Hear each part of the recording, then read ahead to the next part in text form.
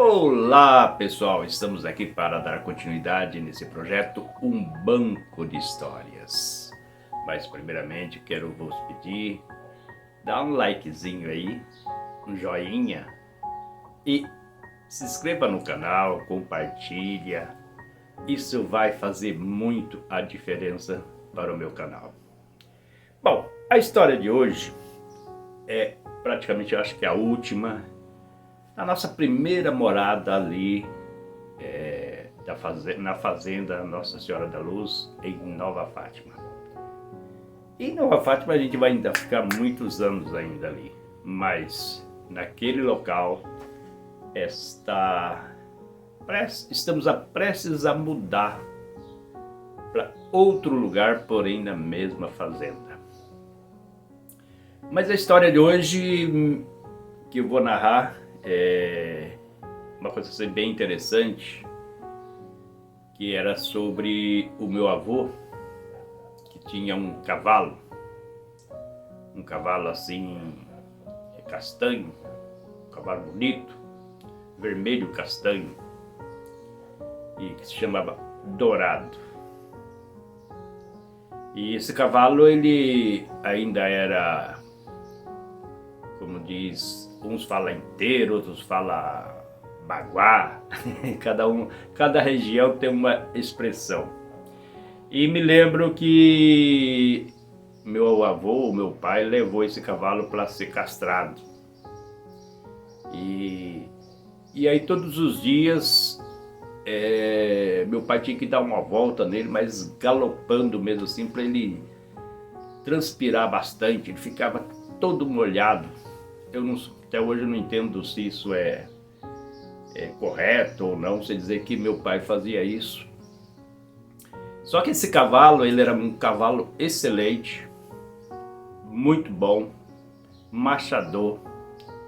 E para quem entende de cavalo, sabe que cavalos tem cavalo que é para todo tipo ou de atividade, né? Ou para uma ou duas atividades apenas. Tem cavalo que você pode cavalgar nele, propriamente para cavalgar, pode por carroça, charrete, ou até mesmo arado para puxar tomba-terra ou riscar para poder plantar. Mas o Dourado não, o Dourado ele era esperto. Ele não aceitava puxar carroça, ele não aceitava arado, era só mesmo para cavalgar. E ele era muito machador. E esse cavalo era tão bom que lembro que uma época alguém lá da cidade ofereceu um terreno lá no Paraná chamado Data. Ofereceu uma data nesse cavalo arriado e meu avô não quis. Olha só, né? Um terreno por um cavalo e meu avô não aceitou. Mas essa questão de trabalho, eu lembro uma vez que meu pai fez uma presepada danada com esse cavalo. E nós, como vocês sabem, nós plantávamos hortaliças. E uma vez meu pai resolveu carregar umas caixas de tomate nele. Eu não sei se era se era uma caixa ou duas de cada lado, assim, tipo cangaia. Tinha uma subidinha assim, que inclusive nessa subidinha, beirando o barranco lá de cima, meu pai plantou ali uns pés de laranja. E nós mudamos de lá e não chupamos essa laranja. Porque laranja comum, ela demora muitos anos. E meu pai colocou aquelas caixas de tomate ali, tipo cangaia, sobre o Dourado, e foi subir aquela subida. Só que ele não gostou daquela carga e não aceitou, e começou a pular, arrebentou aquelas caixas. E como era uma subida, foi só tomate que desceu ladeira abaixo.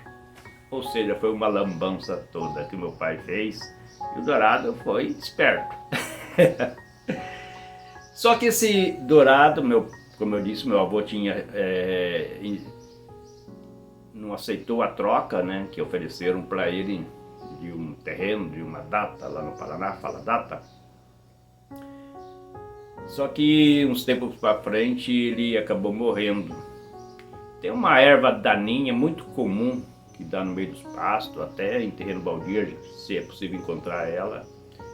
E dá uma florzinha até bonitinha. Diz que aquilo lá é um veneno terrível. E o dourado acabou comendo aquela erva e morreu. Eu lembro até hoje que ele ficou bem inchado assim. Não lembro que fim deram ele, mas provavelmente devam ter enterrado ele, abrido um buraco e enterrado o dourado.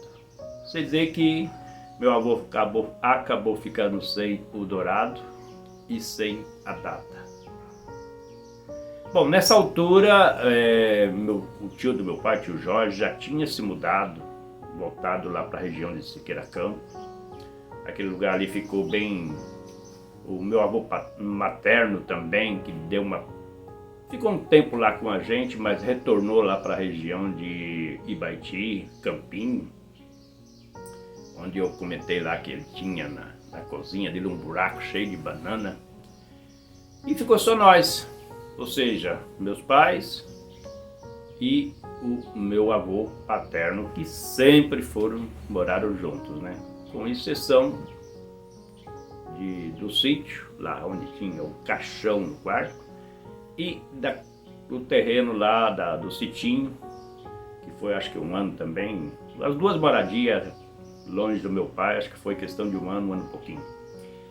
Mas nessa altura o meu pai já tinha intenção, já tinha arrumado outro local para morar, porque aquele lugar ali fora vendido, acho que foi desmembrado da fazenda e foi vendido para o senhor Mandelo, José Mandelo. Esse Zé Mandelo, ele era uma espécie de financiador do meu pai. Ele tinha uma máquina de arroz e meu pai, como eu comentei aqui, trabalhava sempre com camarada e ele fornecia o dinheiro e depois, quando colhia, ele comprava a safra de arroz do meu pai e aí descontava o dinheiro. E como eu morava no sítio, a gente tinha uma vida assim bem precária, aqueles ranchões assim. E eu lembro uma vez que nós fomos na casa desse José Mandelo. Ele era dois terrenos, um era a máquina de arroz, de beneficiar arroz, e a outra era a moradia dele. E eu lembro uma vez que a gente foi bem cedinho, meu pai acho que tirou ele da cama. E lembro que a gente entrou, a cozinha era um assoalho, mas um assoalho vermelho assim, sabe, coisa mais linda. Para quem morava em ranchão, de chão, né? Então aquilo para mim era uma coisa muito bonita de ver aquele assoalho. Aí lembro que ele entrou no banheiro, ele encheu a pia de água e estava ali lavando o rosto e conversando com meu pai ali na porta do banheiro. E eu ali de bituca, observando aquilo, observando o chuveiro, observando aquelas coisas que a gente não tinha. E eu achava muito bonito. Mas aí meu pai já tinha preparado para morar nessa nova moradia. Só que passava no meio do mato e depois tinha uma invernada, um pasto. Então meu pai escolheu ali a entrada daquela invernada ali para fazer um novo ranchão ali. Mas para chegar lá teve que derrubar aquele mato e cavar a estrada no enxadão para poder acessar caminhão, carro, essas coisas tudo. E ali naquele lugar ali foi um lugar muito bacana e muitas coisas aconteceram e que virão nos próximos vídeos. E essa é a história de hoje. Meu avô perdeu o dourado e nem terreno, nem data e nem cavalo.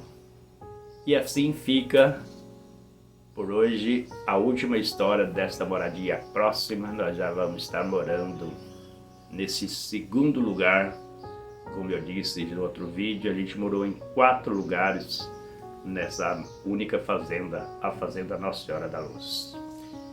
E assim, agradeço de coração, peço mais uma vez que você dê aí um joinha, se inscreva no canal e vamos que vamos. E fui!